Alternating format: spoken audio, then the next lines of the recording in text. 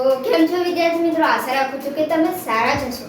આજે આપણે શું જોવાનું છે તો કે ધોરણ 7 ચેપ્ટર 3 માહિતીનું નિયમન અને દાખલા નંબર 7 અને 8, પરંતુ કયા સ્વાધ્યાયનો તો કે સ્વાધ્યાય 3.1 નો દાખલા નંબર જે આપણે 8મો જતા હતા તે।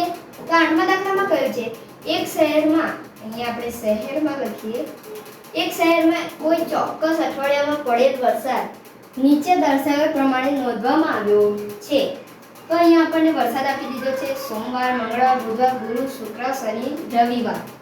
તો અહીંયા આપણને પ્રશ્ન કર્યો છે કે ઉપરની માહિતીને આધારે વરસાદનો વિસ્તાર શોધો।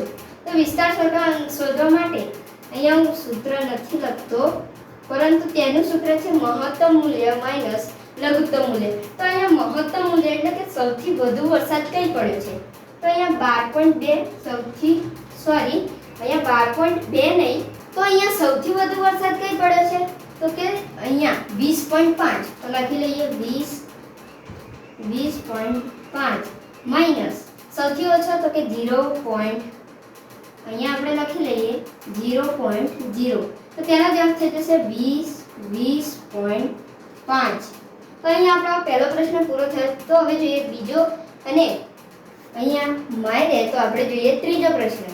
તો બીજા દાખલામાં કહ્યું છે કે આ અઠવાડિયામાં પડેલ વરસાદની સરાસરી શોધો। તો આ બધાની સરાસરી શોધવા માટે આપણે લખીએ સરાસરી। એનું સૂત્ર છે અહીંયા અઠવાડિયામાં પડેલ વરસાદ છે તે નોંધવામાં આવે છે।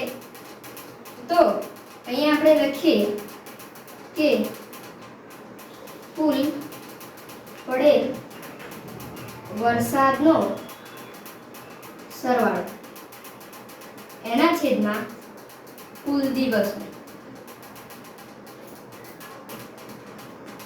તો અહીંયા કુલ વરસાદ પડ્યો છે 0.0, 12.2, 2.1, 0.0, 20.5, 5.5 ને 1.0। તો આ બધાનો સરવાળો અહીંયા આપણને મળી જશે 41.3। તો લખી લઈએ આપણે, અહીંયા ત્રીજા દાખલામાં જ લખી લઈએ, નહીંતર અહીંયા નીચે 41.3 ના છેદમાં 7 દિવસો, કારણ કે અઠવાડિયામાં 7 દિવસો આવે છે।